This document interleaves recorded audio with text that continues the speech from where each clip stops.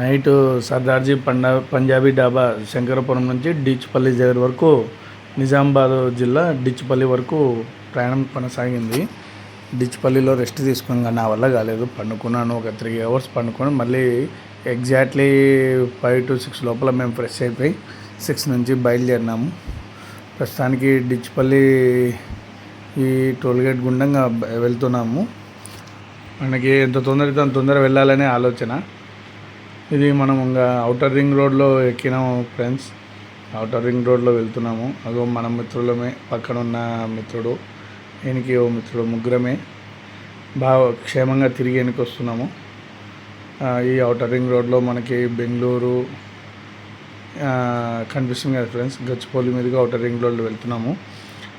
ఇంకా ఎంత తొందరగా వెళ్తే అంత మేలు అనే ఉత్సాహం ఉన్నా ఫస్ట్ కడుపు నిండా ఈ హైదరాబాద్ ఔటర్ రింగ్ రోడ్ దాటి, ఓఆర్ఆర్ రింగ్ రోడ్ దాటి మన ఇడ్లీ సాంబారు దోశ తిని ప్రశాంతంగా బయలుదేరినాం ఫ్రెండ్స్.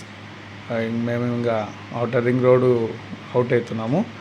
ఇక్కడ ఓ చోట మేము ఔటర్ రింగ్ రోడ్డు దాటంగానే ఒక ఏదో విలేజ్ వచ్చింది. అక్కడ సైడ్ కాపుకొని పెట్రోల్ బంకులు ఉన్నాయి 2. అక్కడ ఏదో టిఫిన్ బాగుంది.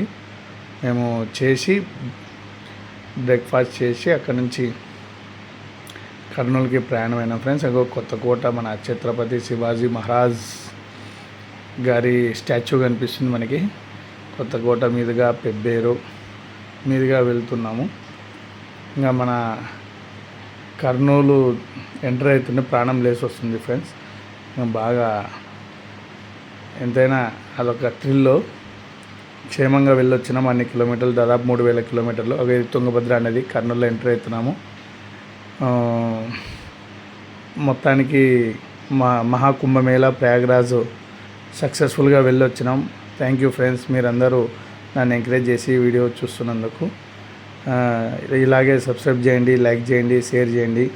ఇంకా ముందు ఎన్నో వీడియోస్ చేస్తాను.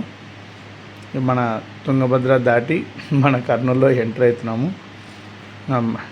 ఏమి ఎవరికి కానీ ఏమి చీమ చిట్టుకైనా ఆవగింజైనా డ్యామేజ్ కానీ కార్కి మనుషులకు ఏమీ లేదు ఇబ్బంది. క్షేమంగా చేరినాము.